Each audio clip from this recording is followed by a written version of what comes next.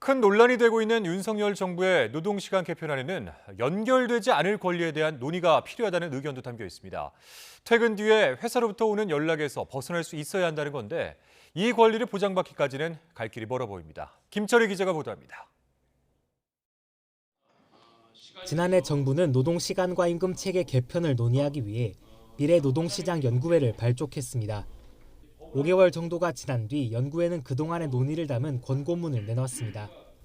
가장 주목받은 건 주 69시간제로 불리는 유연근무 확대였지만 노동시간이나 휴게 규정을 명확히 하는 노동자 보호 대책도 들어 있었습니다. 포괄임금 등의 오남용이 발생하지 않도록 실근로 시간을 관리하는 등 장시간 근로, 공짜 노동이 발생하지 않도록 하기 위한 종합 대책을 마련해서 특히 퇴근 이후 회사로부터 오는 연락에서 벗어나 충분한 휴식을 취할 수 있도록 하는 이른바 연결되지 않을 권리에 대한 내용이 눈에 띕니다.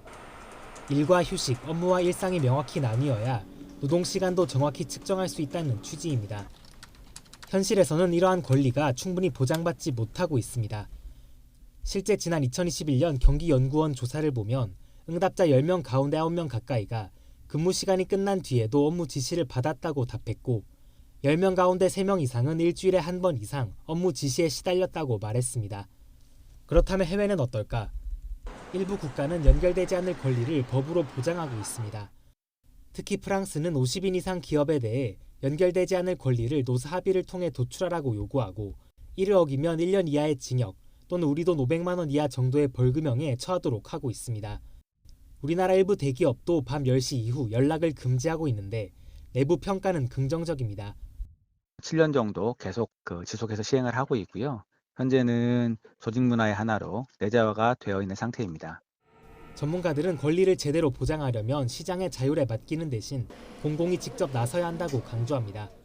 법안 발의가 필요하고 연결되지 않은 권리는 입법 과정에서 입법 예고 기간을 두고 현실에 맞는 가이드라인과 정책 세부 내용을 함께 모색할 필요가 있습니다. 날이 갈수록 카카오톡과 메신저를 통한 원격 업무 지시가 증가하고 있는 상황. 국회도 지난 2020년 업무를 지시할 수 있는 시간대를 구체적으로 정하는 내용의 법안을 발의했지만 법안은 여전히 상임위원회에 머물고 있습니다. YTN 김철입니다.